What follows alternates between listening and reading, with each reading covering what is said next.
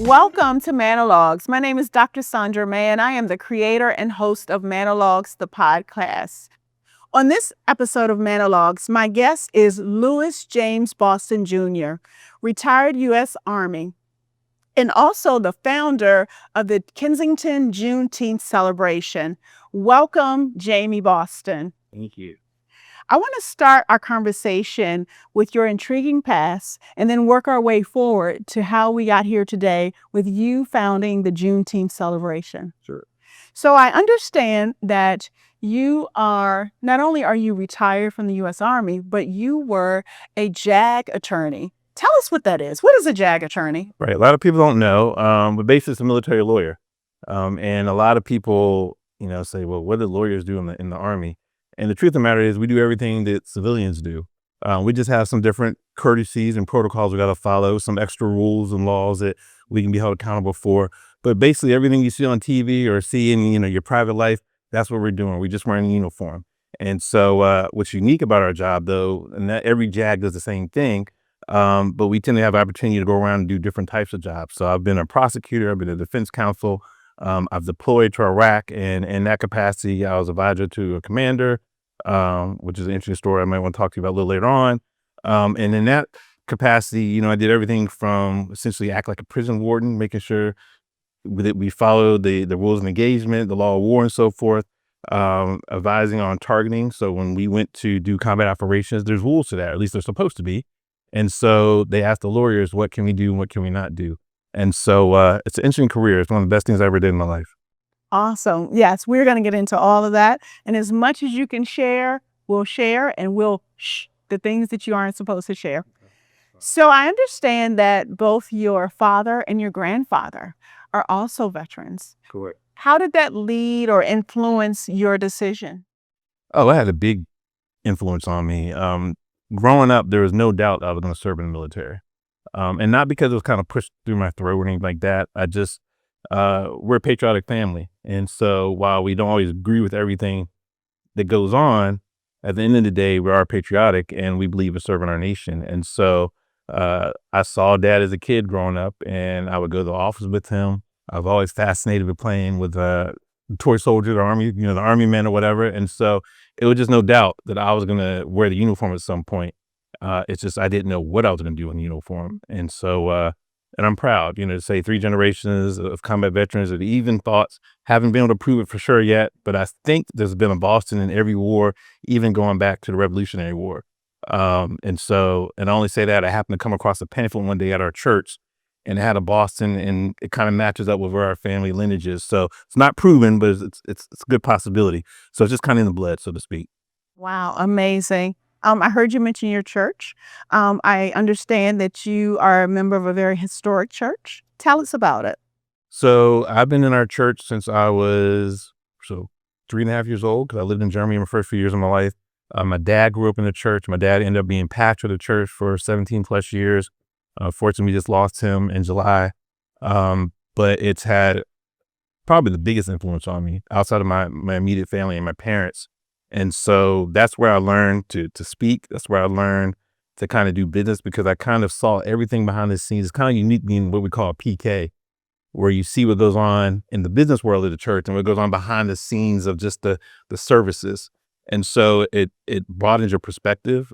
For me, it helped me understand that preachers, it's a high pedestal they live on, but they're human too. So I got to see a lot of the human side, but I also got to see the difference between those who kind of really walk the talk and those who didn't. But for me, which I really appreciated, my parents never pushed religion on me. They set the example in terms of, we went to church, there was no doubt about that. But if I wanted to stay home and play with my cousins or something like that, they let us do it. And so for me, I was able to grow into my faith on its own. And I really appreciate that. And I try to do it with my kids now. That is wonderful. So you said that you lived in Germany until you were 3 years old. Yeah, 3.5. So tell us a little bit about what was it like for your family to live in Germany? And do you have any remembrance or the stories they told you about it? I have a lot of remembrance. So clearly I was young. So my sister, she may not want me to tell you that, but she's pretty fluent in German because of her experience there. I'm not fluent, but I will say if I'm around it long enough, I can kind of hear a little bit. But what it did for me, we have some tremendous friends there. In fact, I was kind of adopted by a German grandmother.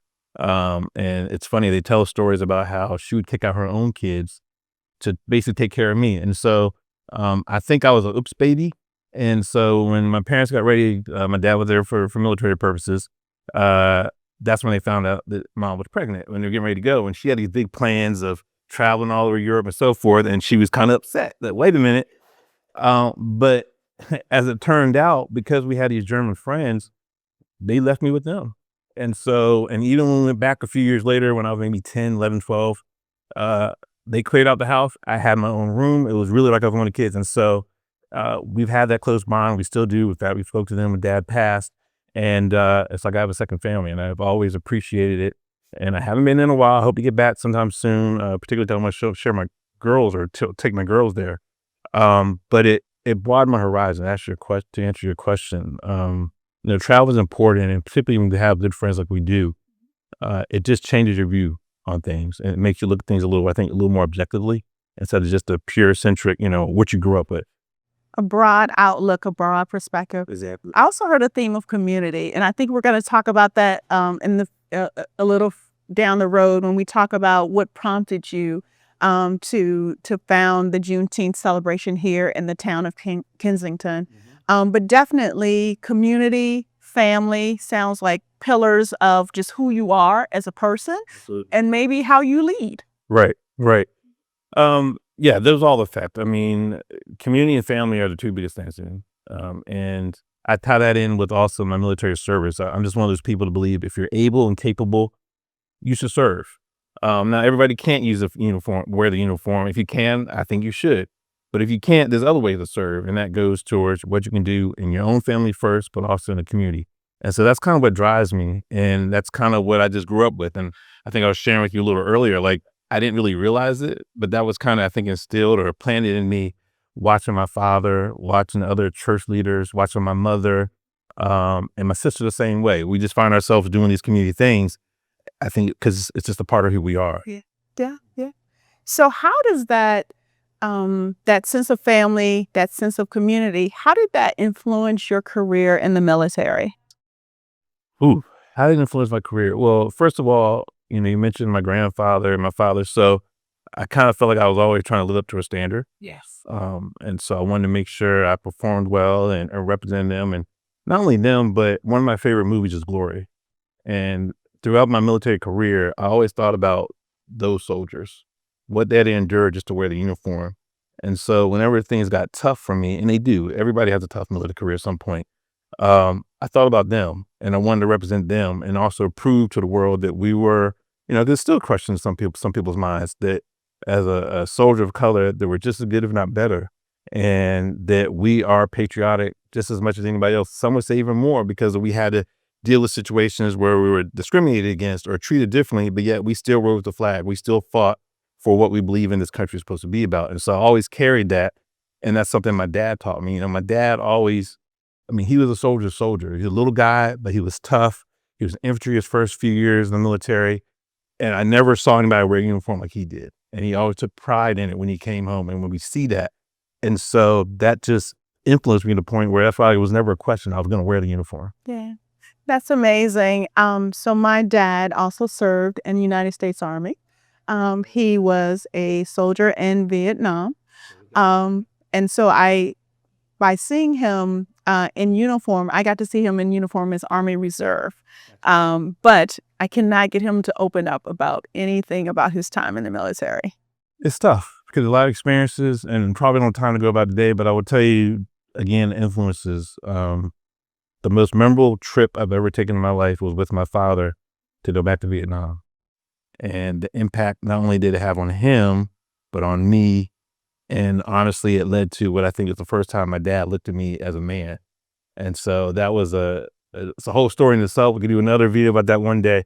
But he had to confront kind of some of those demons from being in Vietnam. And I saw it happen from my own eyes and transformed him. And when we left there, I saw a peace in him that had never existed before.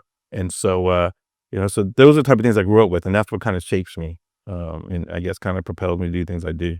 Amazing. All right. Well, let's dig just a little touch into your time active in the military. So, what was it like to be both the prosecutor and the defense attorney at times? And how did you do like that paradigm shift? And give us a little insight on that. Sure. Well, to be clear, I don't do it at the same time. So, like, a couple years I would do that, then I would switch to the other one. Um, I love both sides of it. There's a certain amount of self satisfaction that you get when you're dealing with somebody who is being punished, and you are their lifeline. And how you perform and what you do is going to determine whether they spend time in jail or not, go on as a career or not, be able to feed their family or not.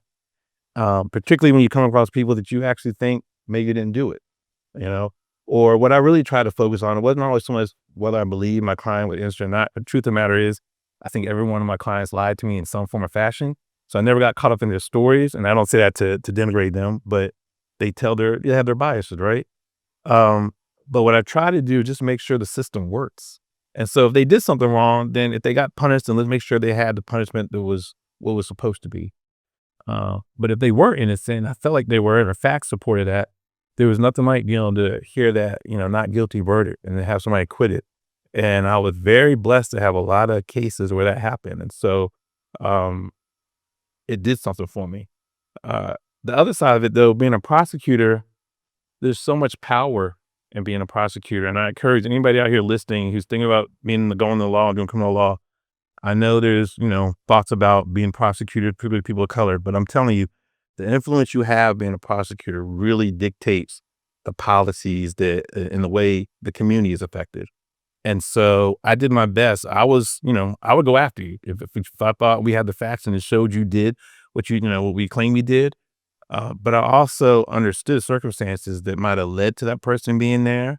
And so I try to be fair. And I think the biggest compliment is I never took it personal, regardless of what side I was on. And lots of times, even people that I actually sent to jail came up to me and shook my hand after the trials were over. Because I try to treat them like I would treat anybody. We all have family members or friends who've gone through the system, so to speak. And so I wouldn't want anybody to treat them poorly, regardless of what they did. And so I try to remember that. And I try to teach my subordinates when it was time to train them how to do it to be the same way. And so, I think we use more of that. I'll just stop at that. But I think we use more of that in our system today. So it sounds like you demonstrated fair and objective leadership. So that's right. Wonderful, wonderful. So I also understand that in your role, you also were at times an advisor. So an advisor to the colonels or whomever you reported to, advisor during times of, again, without any breach of confidentiality. Can you share a little bit about maybe the locations or the situations in which you served, to kind of give context and a picture, right? So you were active during a few of, I don't know if we're calling them wars or if we're calling them, what is the other term that we say? Conflict. Conflicts. There you go. Yeah, Yes. other things. Yeah, so I served in Iraq. I happened to be the advisor to General Mark Milley, who people you guys are familiar with, seeing in the news.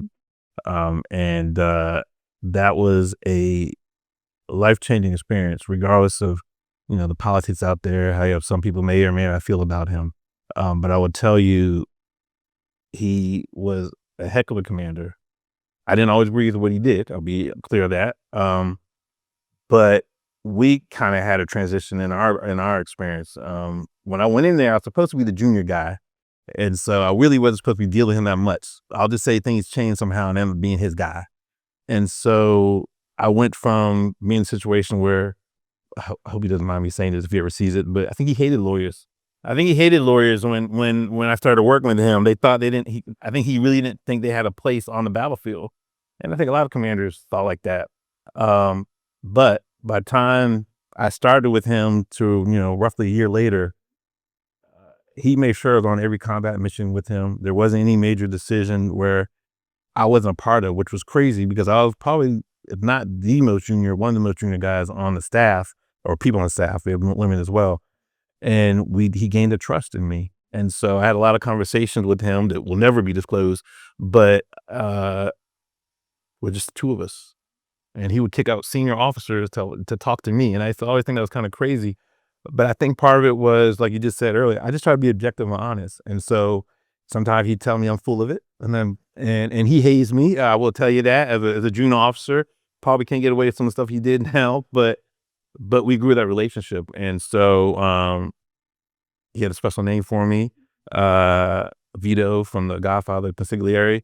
Yeah, and so we built a really great relationship. He was actually going to be there to promote me to major. It was going to be a big surprise, but he was like, something came up. I can't be there right now. I can share what it was we were capturing Osama bin Laden at the time. I put two and two together on why I couldn't be there. He was working independent on response. Yeah, so because I was disappointed last minute, he was like, I can't be there. And I was like, what? I put two and two together, figure out that's what it was. So yeah, I saw so much there. I was involved with some international cases there. I had to make some really tough decisions. What I would tell you, not to go on and on, the thing I'm probably most proud of my time there is we had a situation where we had a soldier that had been blown up by an IED. And, you know, a lot of the lawyers, I would think my experience, and maybe it's changed now, but at the time, my experience probably was kind of different than most of the JAGs. Because like I said, he actually wanted me on the missions. A lot of JAGs weren't like that. Unless you're in some type of special group, the JAGs kind of stay back. But I was there. And so anyway, we had a situation where, and I think this is kind of what changed our relationship.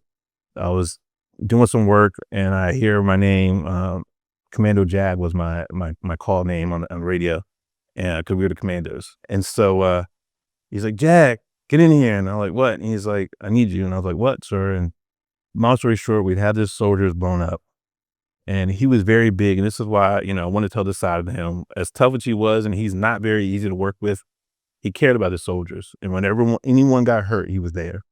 So we jumped in the Humvees and ran downtown to Baghdad, or the Green Zone, I think it was, and to see the soldier. And I'd never seen the results of somebody being basically blown up by IED. You'll never forget those visions. And he was there to give the Purple Heart and to do the things. And then we were told that, no, he's not going to make it. And so after that, I had to go downstairs to this room. And on the way, it said, hey, what do we do with a soldier? We don't know what, if he has a will or anything. How do we handle all that? And honestly, I didn't know. I mean, I was a young JAG at the time, and I'm just trying to figure it out. And I literally got on the computer, tried to Google some stuff. Last minute, I had like 5 minutes, and then jumped in the vehicle and went downtown. So, we go downstairs in this room, and I'm a captain at the time, and the room is full with, I think, at least 2 general officers, a bunch of colonels, and some other senior people. I'm definitely the lowest person there. And they started asking me, hey, what do we do? I was like, what do you mean what do you do? You notify the soldiers, I'm not going to make it, unfortunately.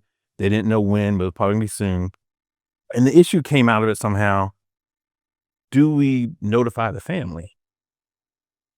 And so the thing is, to put in perspective, the reason why there's a question is because there is security involved, right? Once you kind of make a phone call or send an email, it's amazing how stuff travels. And so lots of times you don't want that to get out there for security reasons. And so, I didn't know. There's no textbook that talks about this. What were his rights, even though he's in that condition? He's a young soldier. And so I just thought about it, going back to the influence of the family and so forth. And I thought about it, if that had been me, would my mom and dad want to know the condition that I'm in? And have time to, if there was any way to say goodbye, whatever things were going through my head. And so essentially I told him, I said, look, we're going to do our best to keep things secure. But yes, if we have an opportunity to talk to the family, and whether or not, pull the plug, not pull the plug, other things, I think it's only the right thing that we do to notify them. And lo and behold, that's what happened. Wow. And so here's the remarkable part of the story, though. So it ends, and unfortunately, we do lose a soldier.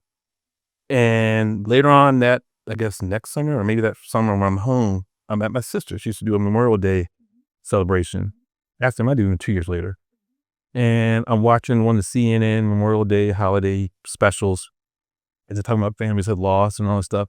And I start hearing this family talking about how they lost their son, how horrific it was and terrible it was.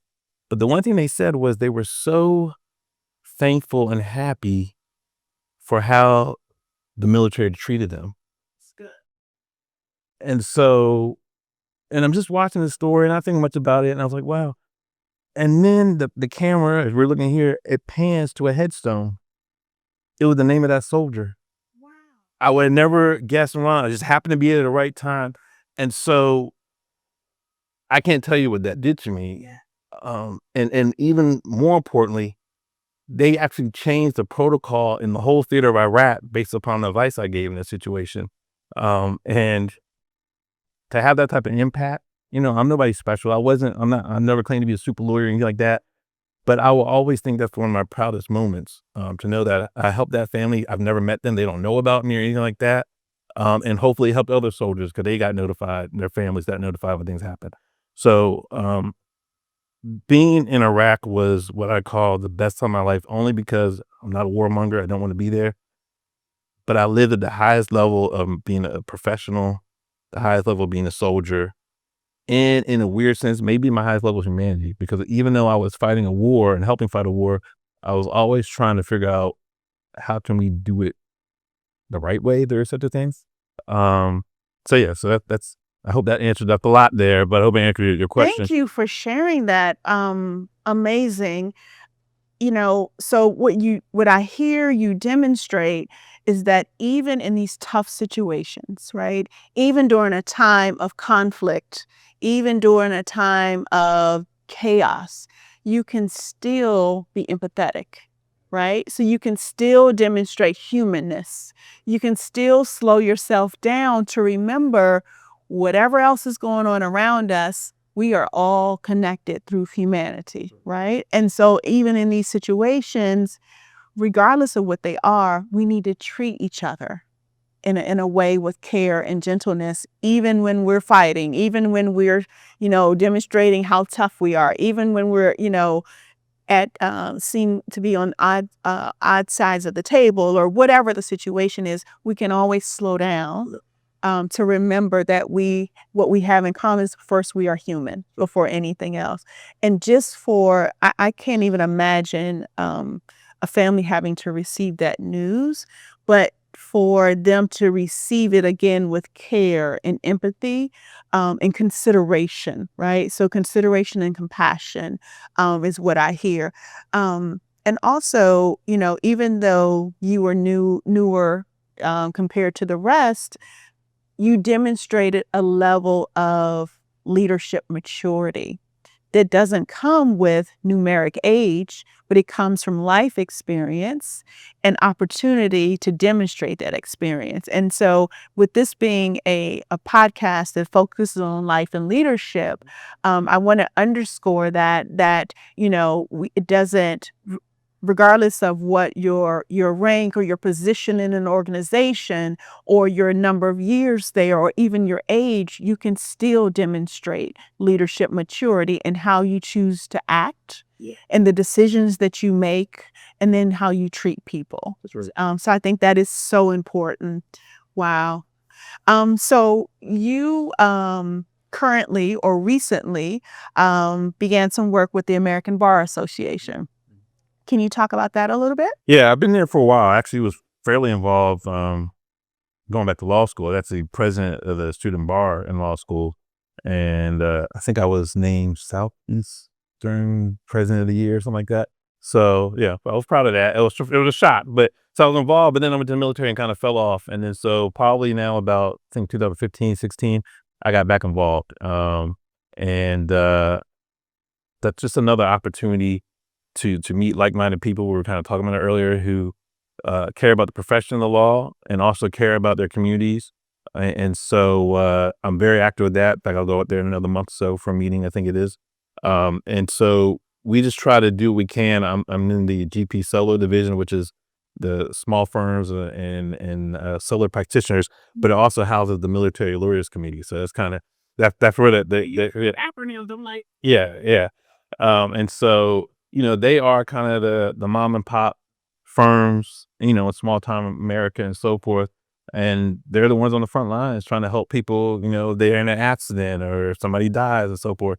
And so we have a direct impact, and that's kind of what our discussion is all about. How do we help, first keep the quality of profession high, but more importantly, how do we help our community and our citizens? And so I love being a part of it, and I try to do what I can to support, and I've had multiple roles in that. I'm on the council right now for it, so I get to help make the policy decisions, or at least voice my opinions on policies for the division. Oh, I love it. So not only do you get to influence policy, but you have experience enforcing those policies and the things that govern. Correct. I love it. A little lesser known fact about me is I did a short term as a legal assistant. Oh, Yeah, okay. a pretty widely known firm All right. on Capitol Hill. Nice. All right. Few years, so enjoyed it. The hours not so much, Not so much. I get it. but I did enjoy it. I had an opportunity to work with some great attorneys and do some great work here.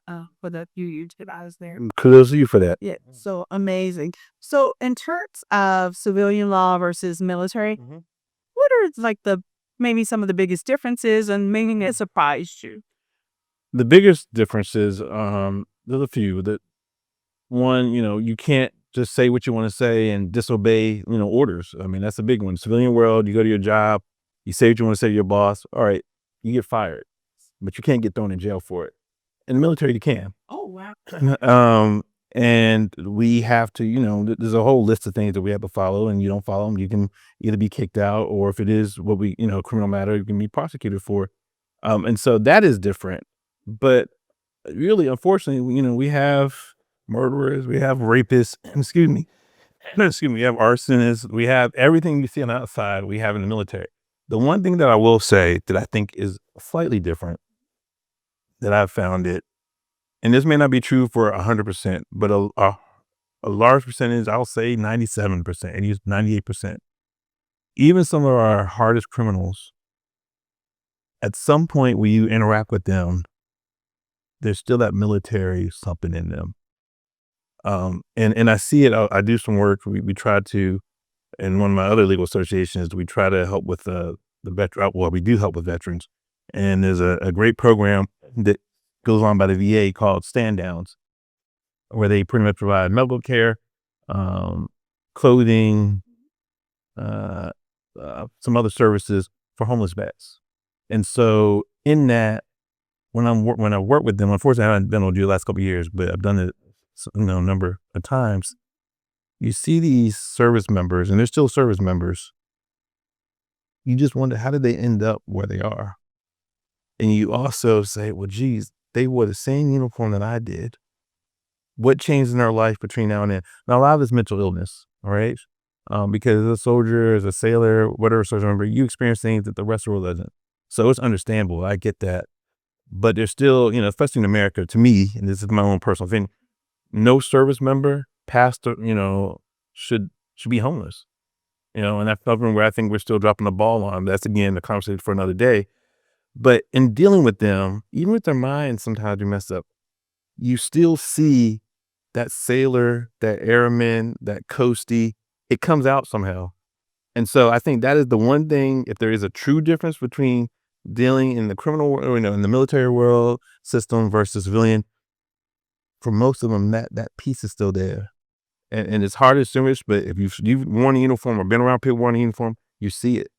And so that's, to me, the biggest difference. Everything else is kind of the same, just rules are different, essentially. Once again, I hear that compassionate leader of you coming out, still trying to reach in and find the honor of how that person and how that veteran started, right? And so circumstances, these are the circumstances today, but this isn't the whole story. Correct. Right. So understanding someone's whole story, them as a whole person, and taking time to pay attention to how things got to where they are in nature. And is there an opportunity to change those circumstances, Right, to improve them? And I just want to throw this out there for anybody listening. The service members that have these mental illnesses, it's not their fault. All right, we got to understand, it's not their fault. I'm just blessed that I came home and I'm okay. And to be honest, I won't go into it. There are some things that still bother me, but I'm one of the lucky ones, one of the blessed ones. And my story is I actually had a moment where I thought I was kind of gonna be like, uh-oh. But I kind of came back. And so you just don't know. And that was a lesson I learned. Actually, if I'm really honest, I didn't really believe in PTSD and all that before I went over. I just kind of thought am I being soft, for lack of a better word? And so for me, I'll share. I don't care. My personal story is when I came home for R&R. You usually get about 3-4 weeks, I think it is. And so I decided to wait to the end of my tour. I kind of wanted to go, come back, and hopefully pack up and go home for good. And I never forget, I got on the plane to come home. And like I said, my experience was a little different. I saw a lot more. Now, I don't want to paint the picture that I'm like a trigger puller and knocking in doors all the time, but I saw a lot more than probably the average lawyer probably saw. And I remember sitting on the plane. I started having all these flashes of the bodies, of the conflicts, of just everything just started coming back. Because when you're in it, lots of times you're just surviving. You're going through it. Getting through it. And it freaked me out. But thankfully, and this is where the lesson came, thankfully at some point after that, I was able to sit back and say, all right, Jamie, you are on a plane, getting ready to go home to the United States, see your family. You're safe. You're okay. I literally had to talk myself through that, and that was fine. But it taught me that there's some people that ability doesn't exist for whatever reason. And so those flashes continue on and keep getting worse and worse. And after that, it changed my whole view about it. I understand these people are not weak. There's nothing wrong with them. Those type of things affect people. And, you may not see the wounds on service members. They're there. I don't care what you did when you served. You heard something, you saw something, you knew somebody, you were affected some way. And that's what we got to understand when we're dealing with our veterans. And particularly, those who get caught up in the system, that get pulled over on the side of the road. You have no idea what that veteran might have seen or experienced. And we need to understand that. So I'll stop there. But Yeah, trauma is a real thing, and trauma impacts people in different ways, and some are able to cope and work through, and others are more highly impacted. And I agree with you. I don't think that as a population, a world population, that we do enough for trauma, whether it is our friends and family who served in the armed forces. And even for me as an educator, I think about our children who experience trauma in their households at a very early age, and how how trauma can literally rewire your brain. absolutely. Right. I don't think that there's enough attention given at all. Um, so your mom, Yeah. so your mom was a military spouse, and then she had her son, right? Go off Yeah. and do this thing. So for just your family in general, right? I don't know if you were married at the time that you were serving or No. okay. we're not. Okay. But in general, your family, how does, to our families who may be watching, who are military families, or whether they are in it after many years or they're new to the experience, what is some advice or some experiences? Talk to us a little It's bit. a tough road for everybody. And that's why they say everybody serves. I was engaged at the time. But I tell people, it's funny. I didn't always talk about this stuff. You and I were talking before this, and kind of how you never learned a lot of, about your father stuff. And for years I didn't. It's really been the last 3 to 4 years I probably started talking about stuff. And so probably one of the hardest days of my life was when I called my mom to tell her I was deploying. Um, she didn't really want me to do in the military. Let me start there. So to give you a little background, and that goes back to even where I went to college. There's a whole story with that for my dad and so forth. But she accepted it because I think she knew, she saw it, and that's what I was going to do. And I think she had this hope, like a lot of people, oh, he's a lawyer, so she's not going to be in the middle of anything. And I happened to go. My first assignment was with the most, at the time at least, the most deployed unit in the Army. In fact, brigade I ended up being attached to was the most deployed brigade in the Army. They had just gotten back from Afghanistan some months prior, maybe roughly a year before. And so when I got the news, and I got it on my birthday, on my birthday, I'd actually passed out, had to go to the hospital. The whole thing happened that day. But I remember I had sat outside in the car, called my mom, and I said, Mom, I got some news. And I think she kind of knew when I said that, but she's like, what is it? And I was like, I'm deploying. And I could hear it. She didn't really say anything, but you could almost hear the emotion in her. Yes. In her silence. Yes, exactly right. And she paused. And she might have said kind of, oh no. I think I did hear like a oh no. But after that, that military spouse popped in. And she just kind of said, okay, so when are you leaving? What's going to happen next? And then we went on. But the hurt, because I knew what it was like for her when dad deployed, and then to have your child, especially now the father, to hear your child is going to that same type of predicament. I don't even know what that would be like, but I can't even understand that. And so that was one of the hardest days of my life to tell her that. But she did what an Army spouse did and supported me throughout the time. So did everybody, the fiance, my sister, everybody. I tell you, it really mattered. My law school sent me stuff, sent me gifts and things, and people like that you didn't even expect. I got letters from, and I'll do a plug. That stuff really does matter. 100% matters. So if you know somebody, particularly things are kicking up now, send them a letter, send them some candy, whatever it is.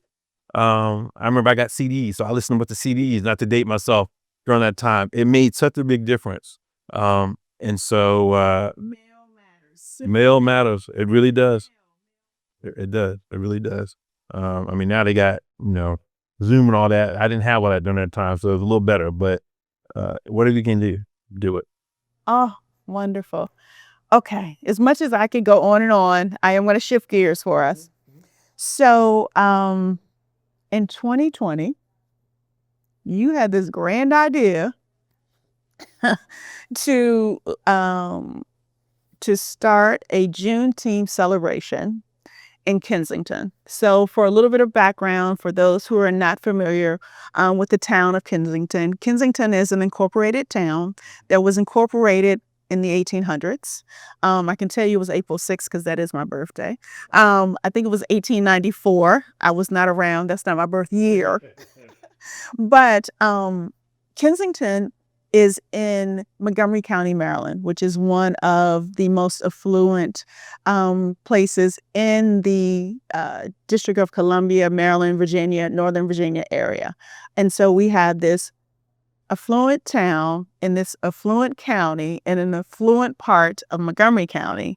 And with that is some undertone that you can imagine that at times the population may not be as diverse and as open for a Juneteenth celebration, right? So I'm laying it out and giving context. So you take it from there. Yeah. So one correction. So the idea actually happens in 2021. We moved to Kensington in 2020. So we moved. The story is, we moved in the middle of COVID. Part of the reason I had to leave the military is for some medical reasons. So we were very kind of COVID conscious as a family. And so we didn't really get out, like some people did. In fact, I met my neighbors across the street, literally would talk to them, but we were not really interacting that much.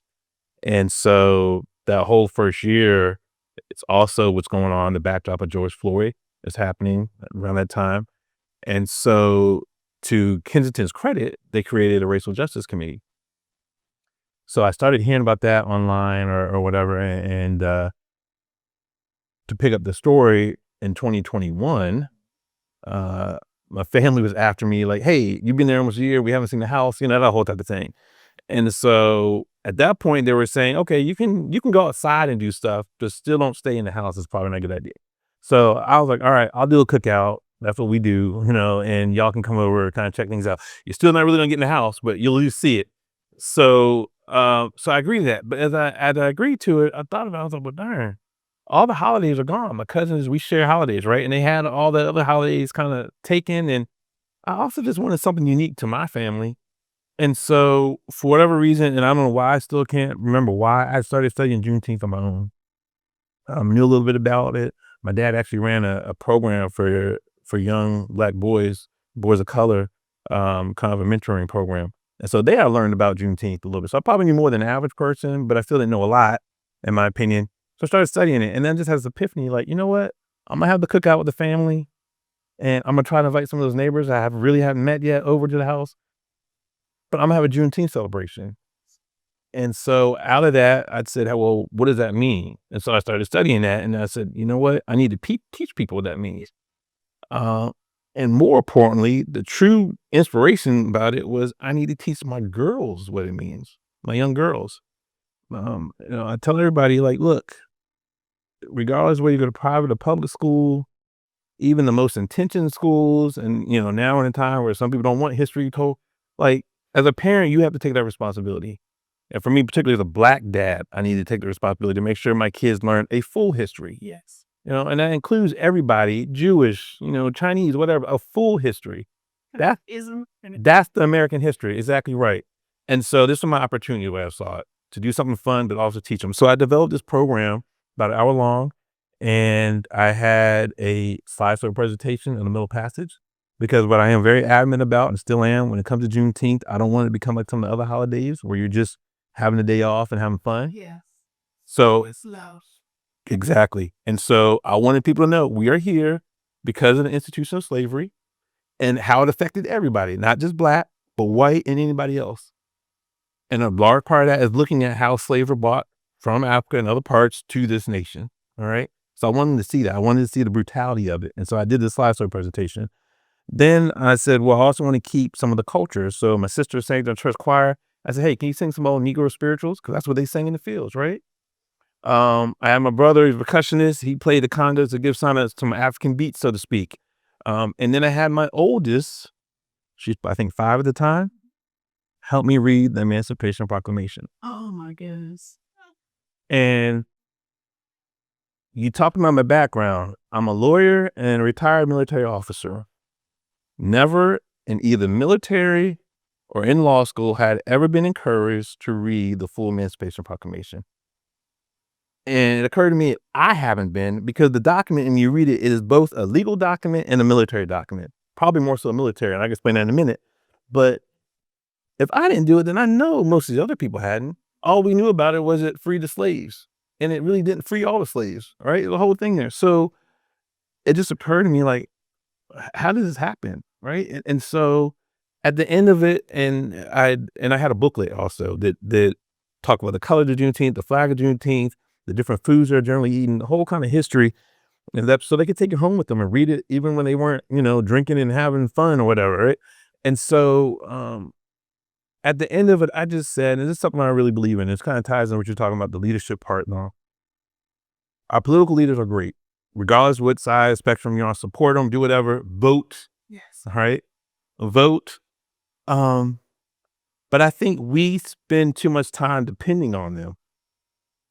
And so what I said at the end of this program was, we depend on these leaders, but there's so many things that we can do as neighbors, as a community on our own that we don't need politicians to help us do.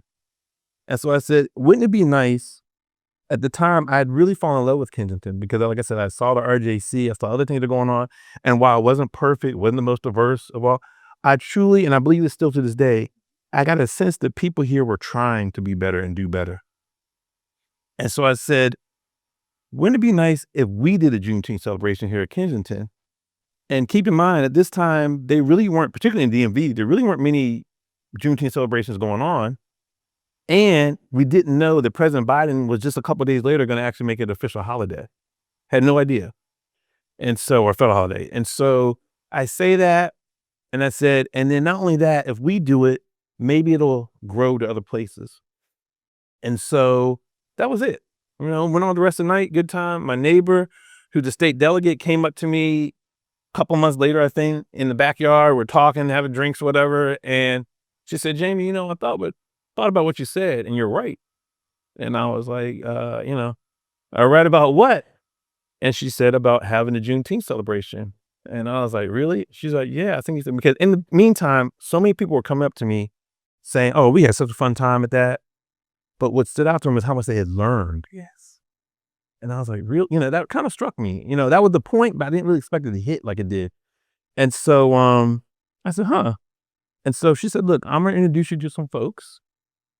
Pitch it, see what happens. So I ended up going to meet with the RJC. I ended up going to meet with some council members and then our mayor. And to my surprise, this, black guy who had only been there probably less than a year at this point, pitching a Juneteenth celebration, and you set it up perfectly. They said, yes, let's try it. And so I give credit to the mayor and everybody involved with that. This is a community thing, and they didn't have to do it. They didn't have to trust me. Yes. Right. And so, and I still can't believe it. I actually had that moment every year when we had the celebration. I look around and like, how did we really get here? And so, we do it. And I said, hey guys, and the community came in. Like I had volunteers, didn't know me, but they just wanted to do a part. And it was just amazing to me. And so I said, look guys, if we can have 100, 150 people here, that's success. Because we do a block party for back to school here. And that's roughly the number they used to get for that. So I was like, oh, I'll base it on that. That first year, we had almost 1,000 people. Wow.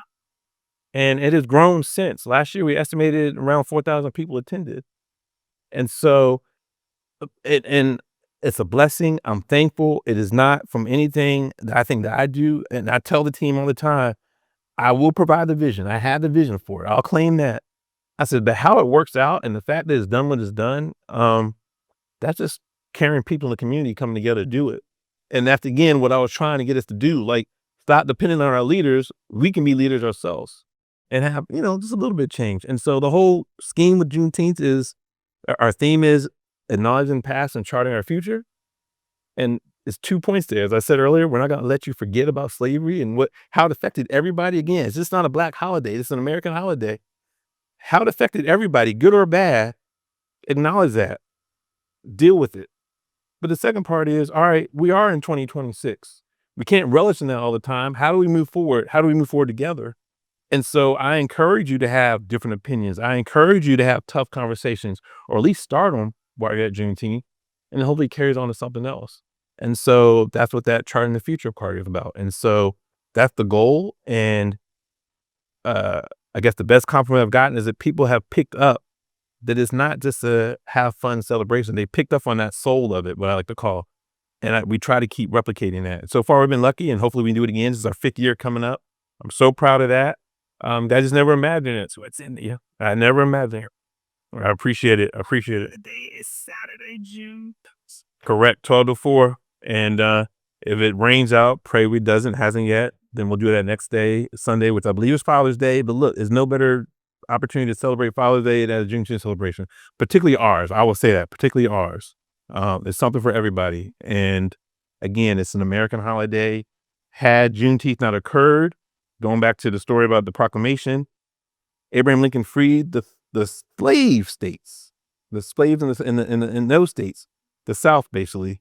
He did that. Why? For military advantage. He did that because he realized that would take away their free labor to support the Southern, the Confederacy. And he also hoped that maybe some of the free slaves will join the Union Army.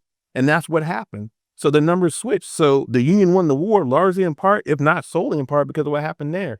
So I tell people, you can just debate it all you want, read it for yourself. But if you love this country as you claim, as many claim, these United States would not exist had those things not occurred. So all of us have something invested in that, regardless what side of the fence you're on or are on. It's an American holiday. I think you need to treat it as such. So I'll stop there. Look how we came full circle. Oh my goodness. So if folks would like to hear more about how they can find the Kensington Juneteenth celebration, where can they go to? We have a website, Kensington Juneteenth, Kensington.Juneteenth. I think I said that right. .com. If not, just type in Kensington Juneteenth, it'll pop up. And you actually will see some of the recordings, I believe, from years past. I have a great communications team now that's on social media doing all kinds of stuff. So you'll see things there. And what I also show when you go to that website, we don't just do one celebration on Juneteenth. We have other related activities because we all believe that it's, again, an American holiday and it was a big one. And so it should be celebrated in some form or fashion throughout the year. So we have a bunch of other cool events on there. If you check on the website, you'll see they're on there. And we invite everybody. Again, I don't care your political affiliation. I don't care your race, your creed, your sexual orientation. At the end of the day, whether you agree with us or not, this is about bringing us together and trying to move on as a community, as a state, as a nation, and maybe even globally. Amazing. Okay. Now, as I'm sitting here with you, I am smelling the sweet sense of something cooking in the background. Tell us about where we are. What is this venue? Where are we? Tell us about it, please. So we were at Dish and Dram, I think one of the favorites in the neighborhood. What's beautiful about Kensington is a lot of the antique shops and a lot of unique restaurants and places to be. And so this is a great place to come and eat. The food is phenomenal. If you like to drink, come to the bar. The drinks are phenomenal. And I think it captures a lot of spirit of Kensington. So if you want to know what Kensington is about, come hang out here. There's never been a time that I've come here that I haven't met somebody, and you find the most interesting people here. And not everybody from Kensington. We got people that just kind of come in and just happen to stop through and they're like, oh, what's up about this place? And they kind of get drawn in. So please check it out. Jerry's a great owner. He's a big supporter of the Juneteenth celebration, as well as the staff and team here. I love them. They always treat me with the best, I will just say. And so please come out and check it out. And it speaks for itself. I think you'll enjoy it. Absolutely. So shout out to Jerry, the owner of the Dish and Dram. Thank you so much for hosting the MANN-O-LOGUES podcast today. Your staff has been amazing as they let us come in and set up and just, have a little shop here in the back room. Whatever's cooking out front is smelling amazing. So I can't wait to taste something. So again, come check out Dish and Dram in Kensington, Maryland. A little known secret. I'm sure you won't be disappointed. Well, it has been a pleasure to talk with Jamie Boston today. I'm honored. I really can't tell you how humble and honored to be here. So thank you. I really appreciate it. Thank you. Thank you for opening up with us and sharing some stories, but also to help us understand how the reciprocal influence of life and leadership really is essential.